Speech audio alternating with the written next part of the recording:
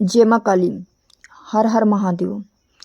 जो बच्चे होली की रात मंत्र सिद्ध करेंगे या कोई साधना करेंगे तो वो बच्चे इन नियमों और इन पालनों का ध्यान रखें।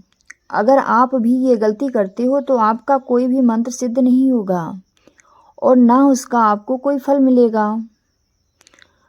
तो जैसे जो बच्चे मेरे चैनल से नए हैं, चैनल को लाइक और सब्सक्राइब कर दें।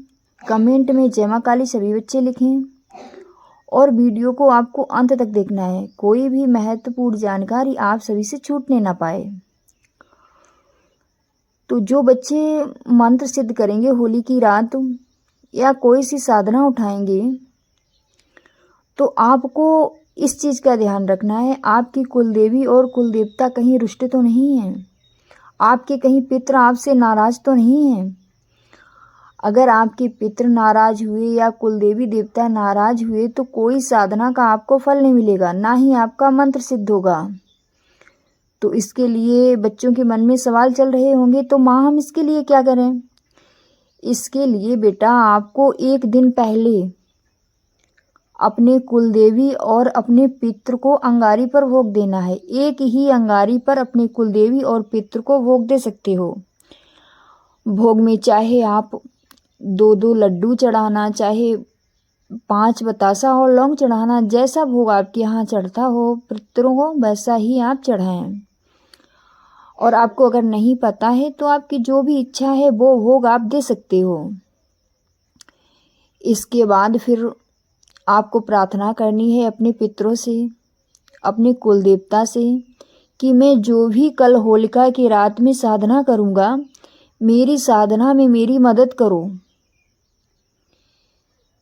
मुझे सुरक्षा घेरा प्रदान करो और मेरा मंत्र सिद्ध हो जाए। इस तरह से अपनी कुलदेवी और अपने पितरों से आपको प्रार्थना करनी है। फिर इसके बाद जब आप मंत्र सिद्ध करोगे तब आपको क्या करना है कि जिस देवी का मंत्र जाप कर रहे हो, आपके इष्ट जो भी हों, चाहे हनुमान जी हो चाहे माँ काली हों, आप जिस भी देवी देवता की मंत्र साधना कर रहे हो उनकी ही जोत जलानी है आपको उनके सामने। ऐसा नहीं करना है कि जोत हनुमान जी की चल रही और मंत्र सिद्ध माँ काली का कर रहे हो। जिस देवता का मंत्र आप करोगे वही देवता की आपको जोत जलानी है। और सबसे विशेष आपको ध्यान रखना है अपने आसन का। जिस आसन पे बैठ के आप पहले दिन जाप करोगे, जैसे काफ़ी बच्चे लेते हैं 11 दिन की साधना करते हैं, 21 दिन की साधना करते हैं, जिस आसन पर बैठ के करोगे वही आसन आपको डेली यूज करना है। आसन बदलना बिल्कुल भी नहीं है। और एक चीज़ का ध्यान रखना, जिस आसन पे बैठ के आप जाप करोगे उस आसन पे कोई दूसरा व्यक्ति ना बैठे। आप पूजा करने के बाद अपने आसन को उठा करके घड़ी करके रख देना।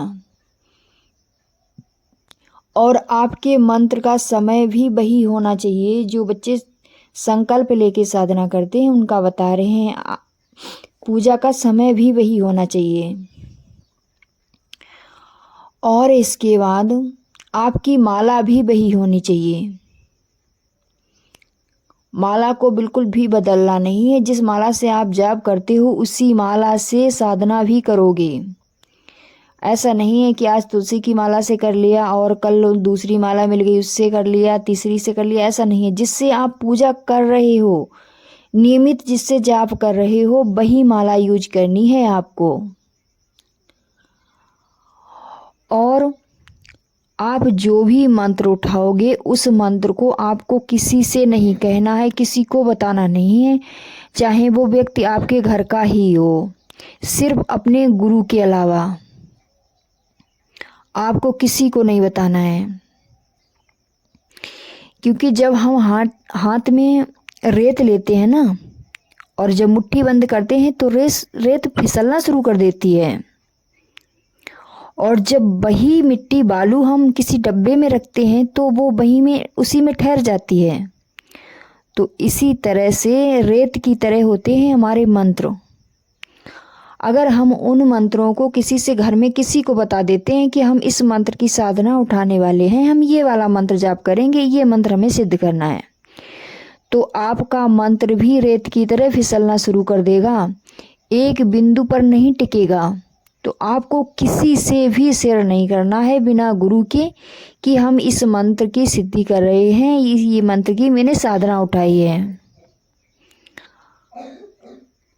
इस बात का विशेष ध्यान रखें। दूसरी बात यह है कि सबसे मेन बात, ब्रह्मचर्य का पालन तो अवश्य ही करना है साधना के दौरान, चाहे साधना आपकी 1 दिन की हो या 11 दिन की हो या 21 दिन की है। ब्रह्मचर्य आपका बिल्कुल भी टूटना नहीं चाहिए, नहीं तो आपको कोई भी साधना का फल नहीं मिलेगा। चाहे साधना सात्विक हो या तामसिक हो या मानसिक हो, चाहे जैसी भी हो, बिल्कुल भी नहीं आपको तोड़ना है। इस चीज़ का खास ध्यान रखें। और कई सारी चीज़ें हैं कि अगर आप संकल्प लेते हो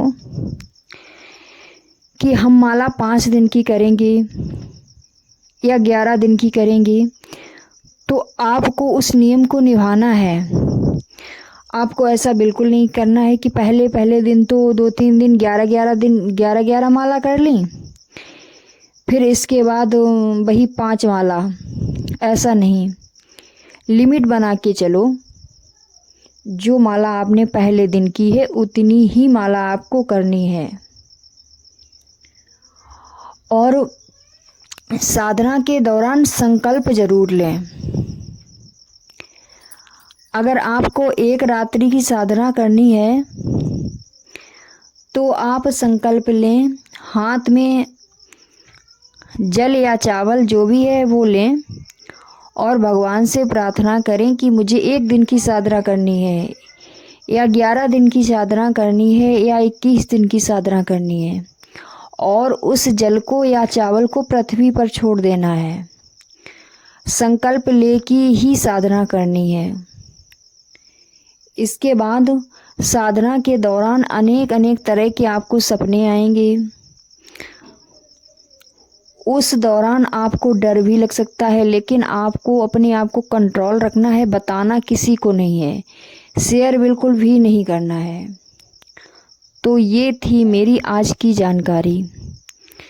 मिलते हैं अगले वीडियो में। अगर मेरी जानकारी आप सभी को पसंद आई हो तो कमेंट में ज़रूर बताना आगे मैं किस टॉपिक पर वीडियो बनाऊं, उसी टॉपिक पर मैं वीडियो आप सबको बना दूंगी। तो आज तक की यहीं की जय माँ काली, हर हर महादेव सभी बच्चों को।